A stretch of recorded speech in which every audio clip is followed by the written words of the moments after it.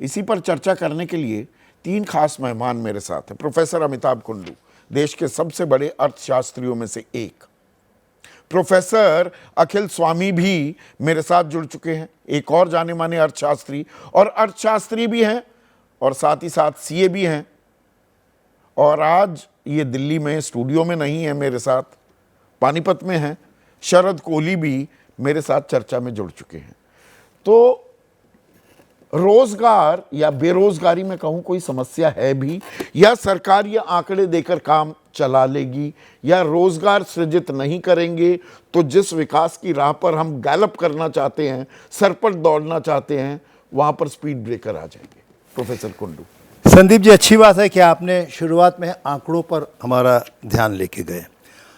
Arnold Russell ने कहा कि सांख्यिकीय जानकारी, अवेयरनेस अबाउट स्टैटिस्टिक्स, ये जो है नागरिकता के लिए मैंडेटरी होना चाहिए। हाँ। अगर नागरिकता के लिए न भी हो, एटलीस्ट राजनीतिक नेताओं के लिए ये जरूरी है कि आंकड़ों को वो सही ढंग से समझें, और पत्रकार भी समझें। समझिए, ये नहीं सरकार की बोली राग दरबारी बन जाए, सरकार ने जो राग अलापा उसके सुर में सुर मिलाने लगे। आप बिल्कुल सही कह रहे हैं।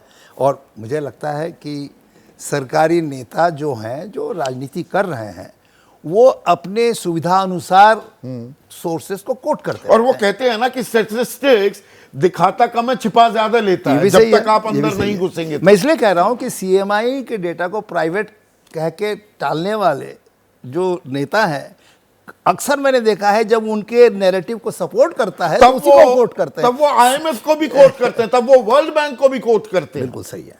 लेकिन मैं समझता हूं कि इस समय अगर हाईएस्ट लेवल पे भी क्लेम्स डेटा को कोट किया जा रहा है तो मुझे लगता है ये प्रधानमंत्री ने भी किया। जब वो मुंबई में थे, 29,700 करोड़ की परियोजनाएं, वो आजकल हमारी आदत होगी नहीं, सौगात दी। अरे प्रधानमंत्री थोड़ा दे रहे हैं, हम पैसे देते हैं, वो एक आवंटन हुआ है। पर उसमें ये ताल ठोकी गई कि 8 करोड़ रोजगार दिए हैं हमने। बिल्कुल सही है। देखिए, प्रधानमंत्री के बयानबाजी पर हम चर्चा नहीं करेंगे क्योंकि प्रधानमंत्री ने इलेक्शन के दौरान भी कुछ बयानबाजी की। हम लोगों ने न तो डेटा के बारे में पूछा कि किस आधार पर, ना उनका जवाब आया। लेकिन ये जो उनका बयान है, इस पर निश्चित रूप से एक डेटाबेस है और उसकी रेस्पेक्टेबिलिटी है। क्लेम्स का जो प्रोजेक्ट है, ये हार्वर्ड यूनिवर्सिटी में शुरू हुई 2009 में। वो लोकेट हुई दिल्ली स्कूल ऑफ इकोनॉमिक्स में। हमारे देश के बड़े ऊपर ऊंचे दर्जे के अर्थशास्त्री इक्रियर में, वो भी उन्होंने सपोर्ट किया। इस समय आरबीआई में वो लोकेटेड है, एसबीआई उस पर काम कर रहा है। तो निश्चित रूप से कुछ डेटा है, लेकिन ये कैसे डेटा है जो ग्राउंड रियलिटी के कोरोना काल में 7 करोड़ रोजगार इजाद हो गए। बिल्कुल, फिर तो देश में बल्ले बल्ले हो जानी चाहिए। तो मैंने ये डेटा को गहराई से देखने की कोशिश की। अजीम प्रेमजी यूनिवर्सिटी को भी मैं कोट करना चाहूंगा आपकी इजाजत से। वहां अमित बसोले अच्छी रिसर्च करते हैं। उनका कहना है कि 18 से 24 साल की उम्र के जो हमारे ग्रेजुएट लड़के हैं, डिप्लोमाधारी हैं, वहां बेरोजगारी की दर इस समय 42.3% है।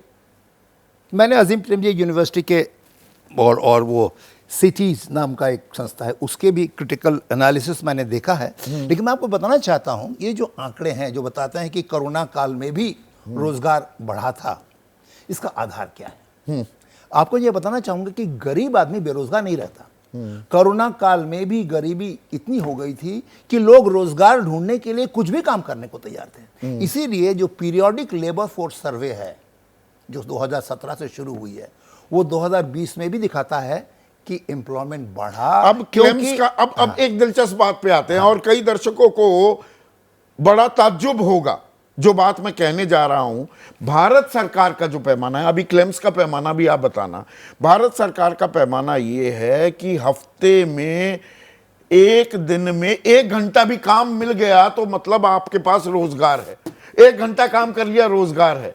यही पैमाने पर कहा जा रहा है कि 4 करोड़ 20 लाख रोजगार सृजित हो गए थे। आप बिल्कुल सही कह रहे हैं। पीएलएफएस डेटा का जो मेथोडोलॉजी है, अरे भैया 1 घंटे काम कर लिया, हफ्ते में मेरे पास रोजगार हो गया। देखिए, अगर आप कोरोना काल की बात कर रहे हैं तो जितना रोजगार जनरेट हुआ है उसमें से 60% household based unpaid jobs थे। महिलाओं को एम्प्लॉयमेंट मिला, क्योंकि देखिए गरीब आदमी बेरोजगार नहीं रह सकता, उसे काम करना है जिंदगी चलाने के लिए, लाइवलीहुड के लिए। इसीलिए पीरियोडिक लेबर फोर्स सर्वे जो है वो दिखाता है कि कोरोना काल में भी मनरेगा का बजट तो 26,000 करोड़ घटा दिया जाता है, 6-8 महीने में वो सारे पैसे खत्म हो जाते हैं, उसके बाद किसी को दिए नहीं जा सकते। हम कह रहे हैं नहीं, रोजगार बढ़ रहे थे। चलिए, तो मैं ये कहना चाहता हूं कि क्लेम्स का नहीं, जो मेरा डेटा है, पॉइंट ये है, देखिए सरकार जो कदम उठाती है ऐसी बात नहीं है, सरकार संवेदनशील होती है, पर इन आंकड़ों को कवच ना बनाकर दरअसल इनकी तह में हकीकत जो है उसको भी तो हमें मानना होगा, या शत्रुमुर्ग बने रहेंगे। नहीं, बिल्कुल सही कह रहे हैं। आपने कहा था कि 2 करोड़ रोजगार प्रति वर्ष इसका वादा था, और पिछले 3 सालों में वो दिखा रहे हैं कि ये हुआ है। लेकिन आपको देखना पड़ेगा किस प्रकार के रोजगार आए। और ये सही है कि पीरियोडिक लेबर फोर्स सर्वे जो एक ऑथेंटिक सोर्स है, सरकारी सोर्स है, उससे पता चलता है कि 2 करोड़ रोजगार सृजित हुए, लेकिन किस कैटेगरी के थे। जैसे आपने बताया कि अनपेड डोमेस्टिक वर्क, जो अपने महिलाएं अपने हस्बैंड के साथ में काम कर रहे हैं, बाहर नौकरी नहीं मिल रही है, सेल्फ एम्प्लॉयड नहीं है, आप हाउस होल्ड में ही काम कर रहे हैं, लेकिन उसको भी हम लोग काम सर मानते एक चीज बताइए, कोई मुझे पूछने आएगा, मैं निठल्ला बैठा हूं घर में, काम धंधा मेरे पास है नहीं, वो कहे कुछ काम धंधा करते हो कि हाँ मिल जाता है, थोड़ा बहुत कर लेता हूं, तो मैं रोजगार वाली एम्प्लॉयड कैटेगरी में आ गया ना।